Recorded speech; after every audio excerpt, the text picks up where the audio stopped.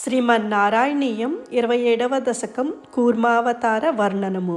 దుర్వాసాః సురవనితాప్త దివ్యమాల్యం శక్రాయ స్వయముపదాయ తత్ర భూయః నాగేంద్ర ప్రతిమృదుతే శశాపశక్రం కాక్షాంతి స్వదితర దేవతాంశజానాం శాపేన ప్రథితజరేథ నిర్జరేంద్రే దేవేష్వప్యసురజితేషు నిష్ప్రభేషు శర్వాద్యాః కమలజమేత్య సర్వదేవా నిర్వాణప్రభవసమం భవంతమాపుః.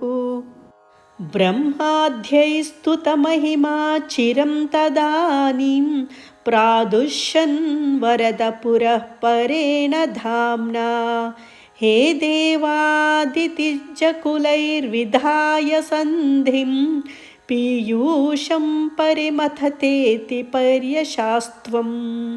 సంధానం కృతవతి దానవైస్సురౌఘే మంథానం నయతి మధేన మందరాద్రిం భ్రష్టేస్మిన్ బదరమివోద్వహన్ ఖగేంద్రే సద్యస్త్వం వినిహితవాన్ పయపయోధౌ ఆదాయ ద్రుతమథ వాసుకిం వరత్రాం పాతోధౌ వినిహిత సర్వబీజజాలే ప్రారబ్ధే మథన విధౌ సురాసురైస్తైః వ్యాజాత్వం భుజగముఖే కరోస్తురారీన్ క్షుబ్ధాద్రౌ క్షుభితజలోదరే తదానిం దుగ్ధాబ్ధౌ గురుతర భారతో నిమగ్నే దేవేషు వ్యతితతమేషు తప్త్రియైషీ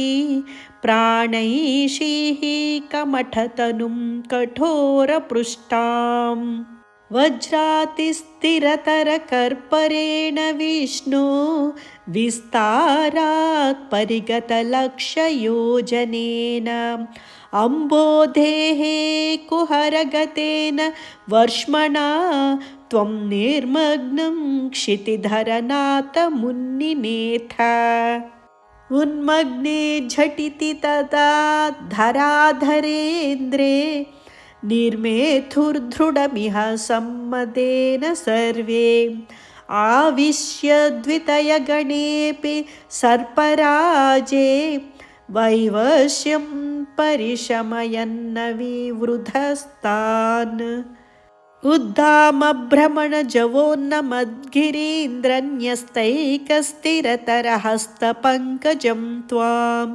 अभ्रान्ते विधिगिरिशादयप्रमोददुद्भ्रान्त नुनुवुरुपात्तपुष्पवर्षाः दैत्यौघे भुजगमुखानिलेन तप्ते तेनैव त्रिदशकुलेऽपि किञ्चिदार्ते कारुण्यात्तव किल देववारिवाहः